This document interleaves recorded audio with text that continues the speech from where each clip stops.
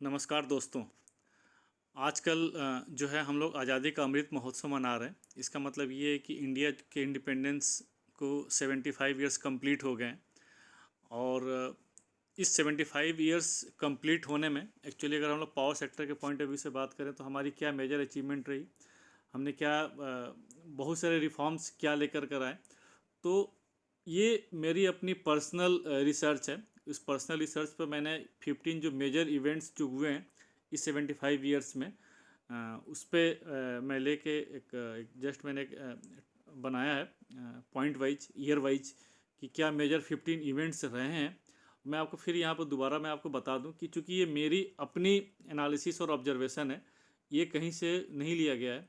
तो हो सकता है कि ये जो मैंने 15 मेजर इवेंट्स मैं जो जिसके बारे में बताने जा रहा हूँ, हो सकता है कि कोई दूसरा कोई भी पर्सन इससे इत्तेफाक न रखता हो, उसका अपना लिस्ट हो, तो ये लिस्ट वेरी कर सकता है।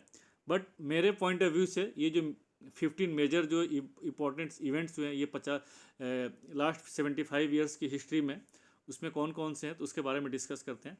तो मैं बता रहा हूँ कि एक्चुअली ईयर वाइज मैंने बताया कि इंडिपेंडेंस के बाद ईयर वाइज कौन कौन से 15 जो 15 इंपॉर्टेंट जो मेजर इवेंट्स रहे वो क्या क्या हैं। तो जो मैंने फर्स्ट मेजर इवेंट्स किया गया ये 1948 में। तो 1948 में इलेक्ट्रिसिटी सप्लाई एक्ट 1948 पार्लियामेंट में पास किया गया था। और इस एक्ट के पास होने के बाद जो है स्टेट इलेक्ट्रिसिटी बोर्ड का फॉर्मेशन हुआ था। तो आज की डेट में देखते हैं स्टेट इलेक्ट्रिसिटी बोर्ड, उस समय स्टेट इलेक्ट्रिसिटी बोर्ड बनाने का फॉर्मेशन हुआ था, जिसमें कि जनरेशन, ट्रांसमिशन और डिस्ट्रीब्यूशन, ये तीनों जो एक्टिविटी थी स्टेट इलेक्ट्रिसिटी बोर्ड के पास आ गई थी। आज की डेट में फिर आगे हम फिर डिस्कस करेंगे। जो मेरे पॉइंट ऑफ व्यू से जो सेकंड मेजर इवेंट रहा वो 1975 का, जिसमें कि नेशनल थर्मल पावर कॉरपोरेशन का इनकॉर्पोरेट किया गया था, जो आज की डेट में एनटीपीसी लिमिटेड के नाम से जानते हैं। और ये अभी आज की डेट में इंडिया की सबसे largest thermal and renewable energy company, अगर हम लोग पावर जनरेशन की बात करें तो अराउंड 70,000 मेगावाट की इंस्टॉल कैपेसिटी एनटीपीसी के पास में। तो मेरे पॉइंट ऑफ व्यू से ये भी एक बहुत मेजर इवेंट रहा एनटीपीसी का इनकॉर्पोरेशन। जो थर्ड मेजर इवेंट है 1981 का, बेसिकली एक स्टार्ट हुआ था रिन्यूएबल एनर्जी को लेकर के गवर्नमेंट ऑफ इंडिया कितनी सिंसियर है। तो सबसे पहले कमीशन बना था additional sources of energy in 1981। फिर उस कमीशन को बाद में जो कमीशन बना था फिर 1982 में इसको फिर चेंज करके department of non conventional energy sources बनाया गया था। उसके बाद फिर 1992 में इस जो डिपार्टमेंट था इसको चेंज करके ministry of non conventional energy sources बना दिया गया था। फिर इस मिनिस्ट्री का जो नाम चेंज करके 2006 में ministry of new and renewable energy बनाया गया था। जो आज की डेट में अगर हम लोग बात करें पावर सेक्टर में रिन्यूएबल एनर्जी बहुत एक इम्पॉर्टेंट टॉप पॉइंट्स है। और उसमें जो है जो उस चीज़ को आगे बढ़ा रहा है वो ministry of new and renewable energy MNRE इसको आगे बढ़ा रहा है। लेकिन इसकी शुरुआत जो है 1981 में ही हो गई थी, ये commission for additional sources of energy बना करके। जो फोर्थ मेजर इवेंट है जो है 1989 में, जिसको कि मैंने लिया है पावर ग्रिड कॉरपोरेशन का इस्टेब्लिशमेंट लेकर के। और आज की डेट में जो है जो पीजीसीआईएल है नेशनल और रीजनल ट्रांसमिशन नेटवर्क्स के पूरे इंडिया में नेटवर्क मैनेज कर रही है। हालांकि कुछ प्राइवेट एंटिटी भी आ गई हैं, बट अभी जो है मेजॉरिटी जो है जो कंट्रोल है जो रीजनल और नेशनल जो ट्रांसमिशन नेटवर्क्स की बात करते हैं पीजीसीआईएल के पास ही है। जो फिफ्थ मेजर इवेंट है ये 1995 और 2000 मैंने दो लिया है, लेकिन एक्चुअली इनकी एक्टिविटी सेम है। 1995 में सबसे पहले उड़ीसा डिस्कॉम को प्राइवेटाइज हुआ था through Orissa electricity reforms act 1995 में। और उसके बाद 2000 में दिल्ली डिस्कॉम्स को प्राइवेटाइज कर दिया गया था through Delhi electricity reforms act 2000। तो ये भी एक बहुत ही मेजर इवेंट्स माना जाता है प्राइवेटाइजेशन को लेकर के, डिस्कॉम्स के प्राइवेटाइजेशन को लेकर के। और आज की डेट में गवर्नमेंट ऑफ इंडिया जो है इसी जो है दिल्ली मॉडल को एग्जांपल देती है। और डिस्कॉम्स के प्राइवेटाइजेशन जो डिस्कॉम की सिचुएशन है उसको लेकर के बोलती है कि इसको हम लोग प्राइवेटाइज करते हैं। तो ये भी एक बहुत ही मेजर इवेंट है प्राइवेटाइजेशन को लेकर के। जो सिक्स्थ मेजर इवेंट है मेरे पॉइंट ऑफ व्यू से 1998 में, जिसमें कि इलेक्ट्रिसिटी रेगुलेटरी कमीशन एक्ट 1998 बनाया गया था। और इस एक्ट के आने के बाद central electricity regulatory commission, state electricity regulatory commission, joint electricity regulatory commission का फॉर्मेशन हुआ था। तो ये भी अपने आप में एक बहुत ही मेजर इवेंट रहा है। इसका मेन पर्पज़ ये था कि जो इंडिपेंडेंट रेगुलेटरी कमीशन रहेंगे, जो कि जो टैरिफ और भी जो चीज़ें हैं वो इंडिपेंडेंटली, मतलब इसमें गवर्नमेंट का इंटरफेरेंस नहीं रहेगा, इंडिपेंडेंटली जो है टैरिफ डिसाइड करेगा ये रेगुलेटरी कमीशन, और भी मैटर्स में ये इंडिपेंडेंट काम करेंगे। तो ये भी काफ़ी मेजर इवेंट रहा मेरे पॉइंट ऑफ व्यू से। जो सेवेंथ मेजर इवेंट रहा मेरे पॉइंट ऑफ व्यू से 2000 में रहा, जिसमें कि availability based tariff ABT introduce किया गया था। और इसका जो मेन पर्पस था, जिसमें कि फ्रीक्वेंसी को कंट्रोल करना था। अगर इस पर्टिकुलर फ्रीक्वेंसी बैंड में अगर आप जो भी उसके बियॉन्ड अगर आप जनरेट करते हैं या कंज्यूम करते हैं तो उसके ऊपर पेनल्टी लगती थी। और वो मेन इसमें फ्रीक्वेंसी का डिसिप्लिन को मेंटेन करना था। उस समय जो फ्रीक्वेंसी थी काफ़ी ज़्यादा वेरी कर जाती थी, लोड के समय 47.5 तक भी फ्रीक्वेंसी आ जाती थी। तो ये इसकी वजह से बहुत सारे जो ग्रिड फेल्योर्स के भी केसेस आए हैं। तो उसको कंट्रोल करने के लिए एबीटी इंट्रोड्यूस किया गया था। तो basically availability based tariff is a frequency based pricing scheme adopted to maintain the grid discipline by implementing incentive disincentive during the unscheduled power interchange.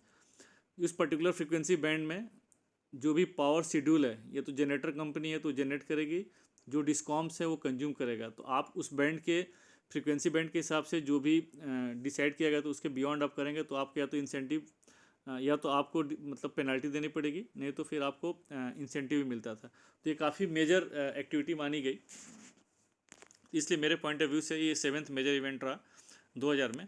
उसके बाद अब तक का जो इलेक्ट्रिसिटी सेक्टर की अगर हम लोग बात करें, पावर सेक्टर की बात करें, तो अब तक का जो है 75 ईयर्स के इतिहास में जो सबसे मेजर इवेंट अब तक का माना जाता है वो है इलेक्ट्रिसिटी एक्ट 2003। इसमें क्या किया गया, जो इससे पहले जो 3 एक्ट थे, Indian electricity act 1910, electricity supply act 1948 और इलेक्ट्रिसिटी रेगुलेटरी कमीशन एक्ट 1998, इन तीनों को मर्ज करके एक फाइनल इलेक्ट्रिसिटी एक्ट 2003 बनाया गया था। और इसमें बहुत सारे मेजर्स इनिशिएटिव लिए गए थे, जिसमें कि पावर जनरेशन को डी लाइसेंस कर दिया गया था, ओपन एक्सेस को इंट्रोड्यूस किया गया था, कॉम्पिटिटिव बिडिंग का रूट लाया गया था। इसमें फिर जो स्टेट इलेक्ट्रिसिटी बोर्ड थे उनको अनबंडलिंग के लिए बोला गया था कि आप generation, transmission, distribution company separate करें। तो बहुत सारी चीज़ें इसमें इंट्रोड्यूस की गई थी। और अब तक का जो है, अगर हम 75 ईयर्स की बात करें तो उसमें सबसे जो मेजर इंपॉर्टेंट जो इवेंट माना जाता है वह है इलेक्ट्रिसिटी एक्ट 2003। बहुत सारी चीज़ें इसमें इंट्रोड्यूस की गई थी। फिर अगर हम लोग बात करते हैं 9th मेजर इवेंट की, तो इसमें 2005 का इसमें रेफरेंस लिया गया, जिसमें कि राजीव गांधी ग्रामीण विद्युतीकरण योजना स्कीम लाई गई थी मिनिस्ट्री ऑफ पावर के द्वारा। और जो स्कीम का जो मेन पर्पस था वो पर्पस था जो सारे हाउस होल्ड हैं उनको इलेक्ट्रीफाई किया जाए, उनको ग्रिड से कनेक्ट किया जाए।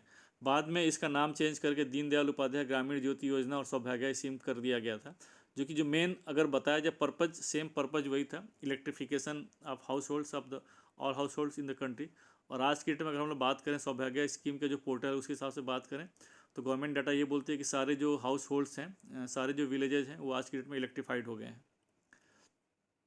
फिर जो नेक्स्ट जो मेजर इवेंट है मेरे पॉइंट ऑफ व्यू से 2008 का है, जिसमें कि इंडियन पावर एक्सचेंज जो है वो लॉन्च किया गया था। और जो पावर एक्सचेंज के पर्पज़ जो ये था कि इसमें ऑटोमेटेड ट्रेडिंग प्लेटफॉर्म प्रोवाइड किया जाए इलेक्ट्रिसिटी के लिए, फिर ट्रेड किया जाए इलेक्ट्रिसिटी कॉन्ट्रैक्ट और रिन्यूएबल सर्टिफिकेट्स में।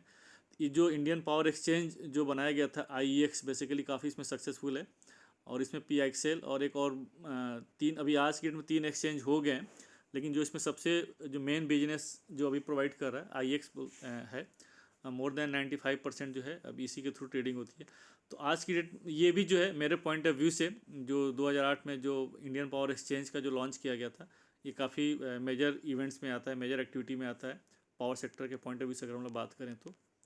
फिर जो नेक्स्ट जो मेरे पॉइंट ऑफ व्यू से 11th जो मेजर इवेंट है 2009 में लिया गया, जिसमें कि पोसोको का इनकॉर्पोरेशन किया गया, power system corporation limited POSOCO. ये इनिशियली जो है पावर ग्रिड की जो होल सब्सिडरी कंपनी थी, अभी आज की डेट में इसको इंडिपेंडेंट कंपनी बना दिया गया है। और इसमें जो इसकी रिस्पॉन्सिबिलिटी है पोसोको की वो है integrated operation of the grid इसकी। और इसमें जो है आज के डेट में 5 रीजनल लोड डिस्पैच सेंटर है और एक नेशनल लोड डिस्पैच सेंटर है ये। बट आज के डेट में पोसोको जो है एक इंडिपेंडेंट गवर्नमेंट कंपनी है। इससे पहले ये power grid corporation of India limited की सब्सिडरी कंपनी थी। जो नेक्स्ट मेरे पॉइंट ऑफ व्यू से जो मेजर इवेंट है जो 2010 में नेशनल सोलर मिशन है। और ये बहुत एक इम्पॉर्टेंट इवेंट अगर माना जाए पावर सेक्टर के पॉइंट ऑफ व्यू से। जो 2010 में नेशनल सोलर मिशन लॉन्च किया गया था, और इसका जो मेन टारगेट था बेसिकली क्लाइमेट को लेकर के था। बट इसमें सोलर की बात की गई थी कि 20,000 मेगावाट जो है 2022 तक अचीव किया जाएगा। बाद में 2015 में जो टारगेट था 20,000 मेगावाट का, इसको चेंज करके 1 लाख मेगावाट टारगेट कर दिया गया था। तो ये भी काफ़ी मेजर माइलस्टोन है पावर सेक्टर के पॉइंट ऑफ व्यू से बात किया जाए। और हम आज की डेट में 450 रिन्यूएबल एनर्जी टारगेट की बात करते हैं कि 2030 तक हम इतना अचीव कर लेंगे। जो नेक्स्ट है 13th मेजर इवेंट जो मैंने बताया 2013 में, इसमें वन नेशन वन ग्रिड, इसमें जो जितने 5 जो रीजनल ग्रिड थे उनको सारों को इंटरकनेक्ट कर दिया गया था। लास्ट में जो साउदर्न जो ग्रिड था वो जो 2013 में बस वही बचा था, 2013 में उसको भी कनेक्ट कर दिया गया। फिर वन नेशन वन ग्रिड बोला गया। तो ये भी काफ़ी मेजर इवेंट रहा है। आज की डेट में केवल पूरी कंट्री में केवल एक ही ग्रिड है, एक ग्रिड एक फ्रीक्वेंसी है। तो ये भी काफ़ी मेजर इवेंट माना गया 2013 में। जो 14th मेजर इवेंट जो मेरे पॉइंट ऑफ व्यू से 2021-22 दिया गया, और ये आज के डेट में काफ़ी डिस्कशन में है, जिसमें ग्रीन हाइड्रोजन मिशन की बात की जाती है। तो 2021 में इसलिए नाम दिया गया कि जो इंडिपेंडेंस डे स्पीच था उसमें प्राइम मिनिस्टर ने नेशनल ग्रीन हाइड्रोजन मिशन का अनाउंसमेंट किया था। उसके बाद 2022 में मिनिस्ट्री ऑफ पावर ने ग्रीन हाइड्रोजन पॉलिसी इशू की थी। और अभी ऐसा नहीं कि इसमें बहुत कुछ हम लोगों ने अचीव कर लिया, जस्ट एक इनिशिएशन है। और इसमें गवर्नमेंट का टारगेट ये है कि इसमें वर्ल्ड लीडर बने हम लोग। और इसका मेन पर्पज़ ये है कि energy independence, energy security, employment generation, हम गवर्नमेंट का मेन टारगेट इन सब चीज़ों के थ्रू काफ़ी इसमें अचीव किया जा सकता है। और 5th जो मेजर इवेंट है, मैंने इसमें पर्टिकुलरली कोई इसमें नाम नहीं दिया है। मेरे पॉइंट ऑफ व्यू से बहुत सारे इसमें इवेंट्स इसमें कवर किए जा सकते थे, जिसमें कि डिस्ट्रीब्यूशन ऑफ एलईडी लैंप्स ये काफ़ी सक्सेसफुल था। इसमें आज के डेट में जो लाइटिंग लोड था काफ़ी कम कर दिया गया, और काफ़ी जो पावर ऑफ जो इंस्टॉलेशन था उसको अचीव करने के लिए उसको अवॉइड किया गया। अल्ट्रा मेगा पावर पार्क का इसमें अटेम्प्ट किया गया। इसमें बहुत सक्सेसफुल नहीं रहा, बट इसमें अटेम्प्ट किया गया। कॉम्पिटिटिव बिडिंग लाया गया विंड सेक्टर में। सोलर सेक्टर में ऑलरेडी कॉम्पिटिटिव बिडिंग था, लेकिन विंड सेक्टर में पहले फीड इन टैरिफ रूट में था, इसको कॉम्पिटिटिव बिडिंग में कन्वर्ट कर दिया गया। सोलर विंड सेक्टर के लिए ISTS वेवर का प्रोविजन रखा गया कि सो दैट कि रिन्यूएबल एनर्जी को प्रमोट किया जा सके। डिस्कॉम्स के लिए बहुत सारे बेल आउट स्कीम्स लाई गई थी, जैसे कि उदय, बट ये बहुत सक्सेसफुल नहीं रहा। और बहुत सारी स्पेशल स्कीम्स लॉन्च की गई थी मिनिस्ट्री ऑफ रिन्यूएबल एनर्जी के द्वारा जैसे कि PM Kusum scheme, rooftop scheme, solar park scheme. 500 gigawatt का टारगेट रखा गया 2030 तक का। रिन्यूएबल परचेज ऑब्लिगेशन और रिन्यूएबल सर्टिफिकेट RPO-REC की बात की गई है। इसके अलावा जैसे कि मैंने NTPC, पावर ग्रिड और पोसोको को मेजर इवेंट्स में रखा है। इस टाइप से और भी बहुत सारे जो पब्लिक सेक्टर हैं जो कि पावर सेक्टर में काफ़ी योगदान दिया है, जैसे कि NHPC, SJVN, NIPCO, TVC, इनका भी काफ़ी एक इम्पोर्टेंस, एक अहम रोल रहा है। बट सारे इवेंट्स को कंसीडर नहीं किया जा सकता है, इसलिए मैंने उनका जिक्र नहीं किया। हालांकि इन सब कंपनियों का भी, अगर हम कंपनी के पॉइंट ऑफ व्यू से बात करें, पब्लिक सेक्टर के पॉइंट ऑफ व्यू से बात करें, तो इनका काफ़ी मेजर रोल रहा है। तो होप दोस्तों, मैंने जो ये समराइज़ किया है, ये 15th जो मेजर इवेंट्स जो हुए हैं 75 ईयर्स की हिस्ट्री में पावर सेक्टर के पॉइंट ऑफ व्यू से, तो आपको सही लगा होगा। आप अगर जो भी अगर लगता है तो आप कमेंट्स करिए, बताइए कि आपके पॉइंट ऑफ व्यू से क्या मेजर इवेंट्स हो सकता है। हो सकता है तो मैं आपको इस पर रिप्लाई भी करूं। और अगर आपको मेरा ये जो समराइजेशन है जो 15 मेजर इवेंट्स का अगर सही लगा होगा, तो आप मेरे चैनल को लाइक करिए, सब्सक्राइब करिए, अपने दोस्तों को फॉरवर्ड करिए। मिलते हैं फिर नेक्स्ट वीडियो में। Thank you. जय हिंद।